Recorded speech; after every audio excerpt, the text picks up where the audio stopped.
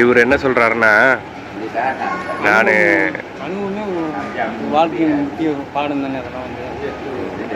இவர் என்ன சொல்றாருன்னா, இந்த கடையில் நிறைய பேர் வந்துட்டு சரியாக செட் ஆகாமல் போயிட்டாங்க. ஆனால் நீங்கள் சமாளித்து இருக்கிறீங்க, நல்ல ஆளாக வந்து வேலைக்கு வந்திருக்கிறீங்க, சூப்பர் நீங்கள் அப்படிங்கிறாரு. கரெக்டாக டைமுக்கு முன்னாடியே வந்துடுறீங்க வேலைக்கு. நான் 2 நாள் வெளியாக ஊருக்கு போகிறேன், அம்மா இவரும் ஊருக்கு போகிறாரு. பர்மாக்காரர் ஊருக்கு போயிட்டாராம்ல, காலையில் குளிச்சுட்டு வந்தார் வேலைக்கு. அவங்க வந்து ஏஜென்ட் மூலமாக போகிறாங்க. ஏஜென்ட் மூலம் 10 ஆள் சேர்ந்தா ஏற்றுவாங்க ஆளுகளை. அவர் பின்னாங்க போய் அவங்க கடல் வழியாக போவாங்களாம். பர்மாக்காரரு தமிழ் ஆள், பர்மாவை சேர்ந்த தமிழ் ஆள் ஒருத்தர். அவங்க ஊருக்கு போயிட்டாங்களாம். காலையில் குளிச்சுட்டு ஏர்போன்லாம் போட்டுட்டு நல்லா தாங்க வந்தார் வேலைக்கு. நான் 8 மணிக்கு போயிட்டு துணி துவைச்சதுக்கப்புறம் 9 மணிக்கு வந்தார் வேலைக்கு. டக்குன்னு பார்த்தா அவங்க நாட்டுக்கு போயிட்டார். அவங்களாம் கடலில் போவாங்களாம், பின்னாங்க போயிட்டாராம். அவங்க ஆளுகள்லாம் ஒரு 10 பேர் சேர்ந்தோடனே டக்குன்னு வேலையை விட்டு போயிட்டாராம். அவர் ஃபஸ்ட்டில் சொல்லிட்டு இருந்தார், அவருக்கு ஏதோ கல்யாணமாக 10 வருஷம் தொடர்ந்து இந்த கடையில் வேலை பார்த்துருக்காரு. இவர் என்னங்கிறாரு, நீங்கள் நல்லா திறமையாக வந்துட்டு எவ்வளோ கஷ்டமாக இருந்தாலும் அதை வந்து சமாளித்து ஓட்டுறீங்க, உங்கள்ட்ட அந்த திறமை இருக்குது, எத்தனை பேர் இங்கே வந்துட்டு செட் ஆகலாம் ஓடி போயிட்டாங்க, நீங்கள் அதெல்லாம் சமாளித்து இருக்கீங்க, நீங்கள் வந்துட்டு ரொம்ப திறமைசாலி சொல்லி நம்மளை பெருமையாக புகழ்ந்தார் அவர். ஆனால் நம்மளுக்கு கஷ்டமாக தான் இருக்குது. வலது கையே வந்துட்டு தூங்கி எந்திரிச்சா ஃபங்க்ஷன் ஆக மாட்டேங்குது. அந்த அளவுக்கு வந்துட்டு மறுத்து போன மாதிரி ஆகுது. ஒரு 5 கோரிங் போய் போட்டால் தான் இதாகும். இழைச்சி போயிட்டேன் நிறைய, சரியாக சாப்பிடக்கூட முடியல. சரி, ஓகே, இந்த நாள் ஆரம்பிச்சிருச்சு, வேலையும் ஆரம்பிக்க போகுது. எனக்கு தெரிஞ்ச ஒரு பெரிய பந்தாரி, அவர் வந்துட்டு வேலைக்கு வர சொல்லி கூப்பிட்டுக்கிட்டு இருக்கிறாரு. நான் இது போல் ஒரு இடத்துல வேலை செட் ஆகி போயிட்டுருக்குங்க, ரொட்டி போடுறதுக்கு 100 வெள்ளி சம்பளம் வாங்கி தரேன் வான்னு சொல்லி கூப்பிட்றாரு. நம்மளுக்கு இப்போ தான் ஒரு நல்ல பொருளில் வேலை போய்கிட்டு இருக்குது. நம்மளாலாம் அங்கிட்டலாம் போய்கிட்டுருக்கோம். போயிட்டு உதவி பண்ணுறதுக்கெல்லாம் நேரம் இல்லை. நம்மளுக்கு இங்கே வேலை இருக்குது, வேலை பார்த்துக்கிட்டு இருக்கோம். வேலை ஆரம்பிச்சிருச்சு. இப்போ கடையில் வந்து உட்காந்துக்கிட்டு இருக்கிறேன், ரெஸ்ட் எடுத்துக்கிட்டு இருக்கிறேன். இன்னும் கொஞ்சம் நேரத்தில் வேலை ஆரம்பிச்சிடும். இன்னும் ஒரு 10 நிமிஷம் இருக்குது. 10 நிமிஷம் முன்னாடியே வந்துட்டேன். ஓகே, நான் சொல்கிறதெல்லாம் உங்களுக்கு புரியுதுங்களா? கமெண்ட் பண்ணுங்கள் நண்பர்களே. தீவிர ரசிகர் பெருமக்கள் தொடர்ந்து நம்மளோட வீடியோஸ் பார்த்துக்கிட்டு இருக்கீங்க. நீங்களாம் சொன்னால் தான் எனக்கு தெரியும். ஓகே, தொடர்ந்து கமெண்ட் பண்ணுங்கள். நான் பேசுகிறது புரியுதா புரியலையா? ஏன்னா நீங்களாம் தொடர்ந்து பார்த்தா தான் நான் சொல்கிறது புரியும் உங்களுக்கு. நேற்று வீடியோவே நான் சொல்கிறதெல்லாம் உங்களுக்கு புரியுதா அப்படின்ற மாதிரி ஆயிடுச்சு. இந்த கிளிப்புக்கு முன்னாடி நான் பேசியிருந்தேன்ல அந்த நான் மாஸ்டர் கூட, அதுவும் உங்களுக்கு புரியுதா புரியலையானே தெரியல எனக்கு. என்னன்னு சொல்லுங்கள். கண்ணா மொத்தம் இந்த டேபிள் முழுக்க சரியான கூட்டமாயிருச்சுன்னு வச்சுக்கோங்களேன். நான் ஒரே ஆள் தான் குரி மாஸ்டர். அப்படியே எப்படி திரும்ப இருக்கும், இங்கே இருந்து அந்த லாஸ்ட்டு அந்த பக்கம் நான் மாஸ்டர், அந்த பக்கம் கேட்க வரைக்கும் செமையாக இருக்கும் ஆர்டர். ஓகே, இங்கேருந்து எந்த மாஸ்டரும் இருக்க மாட்டாங்க, நான் ஓடி போயிடுவாங்களாம் வேலை செய்ய முடியாமல். நம்ம அதெல்லாம் கடந்து சர்வைவ் ஆகி கெத்தாக நிற்கிறோம் அப்படிங்கிறாங்க. சூப்பருங்க, நல்லா தாங்க வந்து மாட்டிருக்கீங்க கடைக்கு அப்படின்னு சொல்லி சொல்கிறாரு. நல்லா எவ்வளோ கஷ்டமாக இருந்தாலும் சமாளித்து நிற்கக்கூடிய டேலண்ட்டு திறமை உங்ககிட்ட இருக்குது அப்படிங்கிறாரு. அப்படியே பழகிட்டோம். நம்ம எது முடியலையோ அதை தான் நம்ம வந்துட்டு மெனக்கிடுவோம். அது அப்பையிலேருந்த இயல்பு.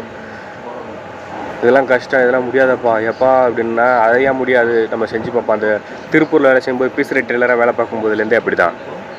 சரி, ஓகே, மணி 8 ஆக போகுது. 12 மணி நேரம்.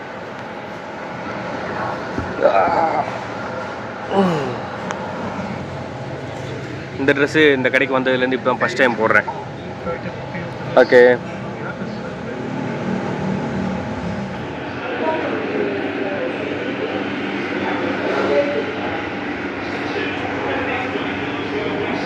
கல் தீட்டிக்கிட்டு இருக்கேன்.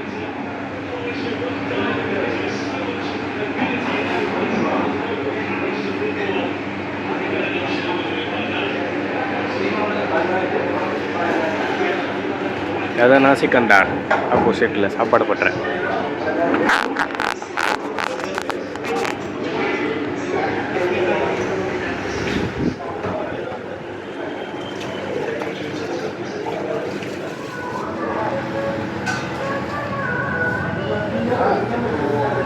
இன்றைக்கி தான் வேலையெல்லாம் சீக்கிரம் முடிச்சுட்டு உட்காந்துருக்கேன். அடுத்து நாளைக்கு சனிக்கிழமை விடிஞ்சா, அதனால் 200 ரொட்டி போட்டு வச்சுக்க சொல்லியிருக்காங்க.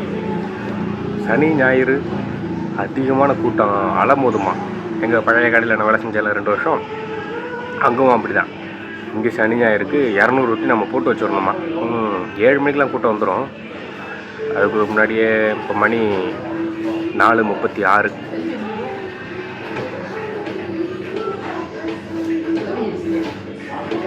ஒரு 5 மணி போல் போட ஆரம்பித்தோம்னா ஒரு 6 மணிக்குள்ளே ஓரளவுக்கு போட்டுடலாம். அப்புறம் ஒரு 7 மணிக்குள்ளே ஓரளவுக்கு போட்டுடலாம். அப்புறம் 7 மணிக்கு கஸ்டமர் வந்தாலும் கஸ்டமருக்கு போட்டுக்கிட்டு அப்படியே ஸ்டாக் ஏற்றிடலாம் 8 மணிக்குள்ளே. இன்றைக்கி 8 மணியோட விடுவாங்களா இல்லை ஓவர் டைம் வேலை கொடுப்பாங்களா என்னென்னு தெரியல, ஓட்டி கொடுப்பாங்களா என்னென்னு பார்ப்போம். ஏன்னா இன்றைக்கி சனிக்கிழமை அதிகமான கஸ்டமர்ஸ் வந்துட்டாங்க அப்படின்னா ஓட்டி கொடுக்கறதுக்கு சான்ஸ் இருக்குது. இந்த மாதம் முடிய போகுது, முடிஞ்சிச்சுன்னா அடுத்த மாதம் சம்பளம் போடுவாங்க. சம்பளம் போட்டாலும் கூட்டம் கொஞ்சம் அதிகமாக இருக்கும். இதுதான் கடைசி, ஏன்னா லீவெல்லாம் முடிஞ்சு திங்கக்கிழமையிலேருந்து நார்மல் ஆகிடும்ல. அப்போ கடைசியாக ஒரு காட்டு சனி ஞாயிறில் வந்து காட்டினாலும் காட்டுறதுக்கு வாய்ப்பு இருக்குது. ஓகே, ஆனால் நம்ம வேலையை வந்துட்டு செட் பண்ணியாச்சு. இப்போ எல்லாம் கடை வேலையெல்லாம் முடிச்சுட்டு ஒரு 1.5 மணி நேரத்துக்கு மேலே சும்மா தான் இருக்கிறேன்.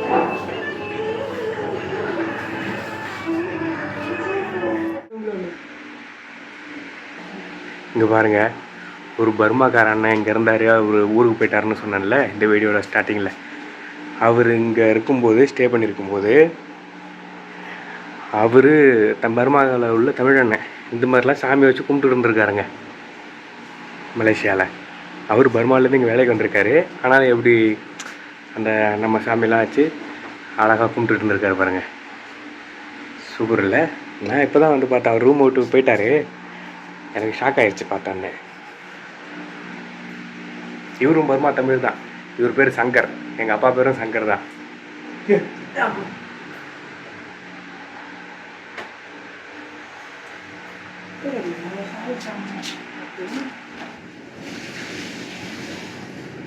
மலேசியா விடியுது, இன்னும் சூரியன் வரலை. மணி 8 தாண்டிருச்சு. 8 மணியோட வேலை முடியுமா நம்மளுக்கு. இப்போ ரூமுக்கு வந்தோம். நானும் இவனும் ஒரு பர்மா தம்பி தான். இவன் அந்த புத்தா சாமி கும்பிட்ற பையன். ஆனால் அவன் வேறு மொழி, தமிழ் இல்லை. ஆனால் பார்க்க தமிழ் பையன் மாதிரியே இருப்பான். சரிங்க,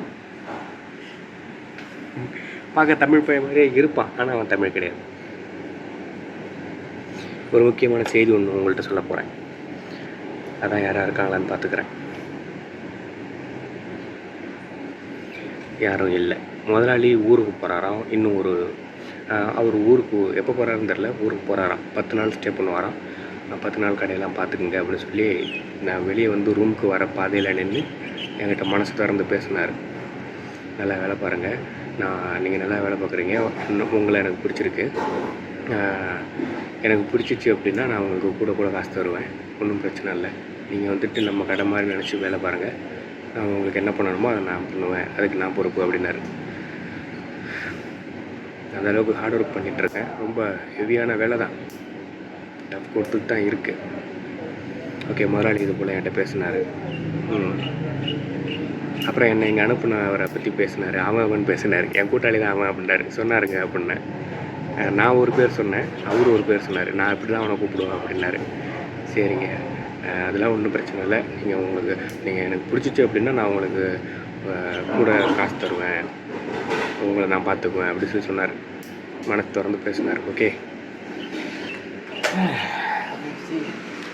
see you நோ தம்பி, நோ see you, ஃபைனல் டச்சாடா.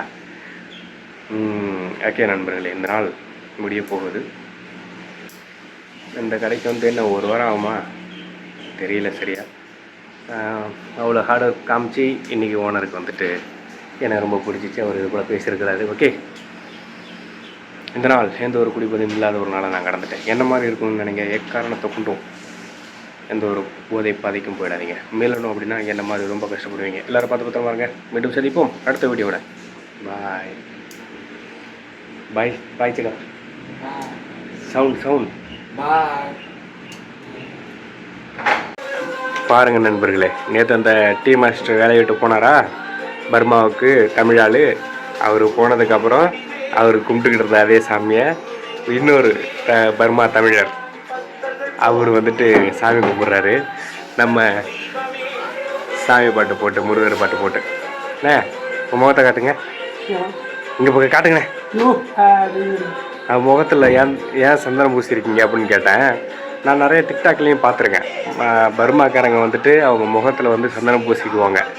அது இவர்கிட்ட கேட்டால் ஏன் பூசிக்கிறீங்கன்னு கேட்டால் எங்கள் ஊரில் அப்படி தான் பூசிக்குவோம் அப்படிங்கிறாரு. முகம் பூரா சந்தனம் பூசிக்கிட்டு அது தீவிரமாக சாமி பாட்டை போட்டு இங்கே யாரையும் தூங்க விடாமல் சாம்பிராணியை போட்டு கொளுத்திக்கிட்டு இருக்காரு.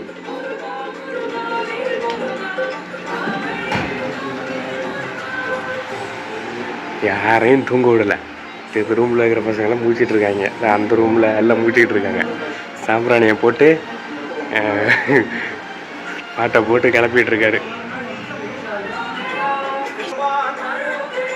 ஓகே, நம்ம நேற்று கொண்டான வீடியோவை எடிட் பண்ணி அப்லோட் பண்ணிவிட்டு தூங்குவோம்.